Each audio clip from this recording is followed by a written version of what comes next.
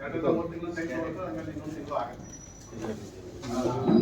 December ಅಲ್ಲಿ announce ಮಾಡಿದಾಗ ಬನ್ನಿ, except ITPA and above 60 years age ಅವರಿಬ್ಬರಿಗೆ ಆಗೋದಿಲ್ಲ.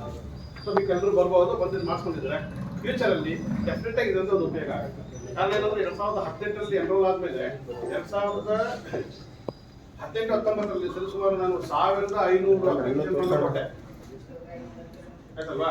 ಅದರಲ್ಲಿ ಸಾಧಾರಣ 150-200 ಕಾಲ್ ಮಾತ್ರ ಇಶ್ಯೂ ಮಾಡಿದ್ರು. ಮಿಕ್ಕಿದ್ದನ್ನ ಮಾಡ್ತಾ ಇದ್ದೆ.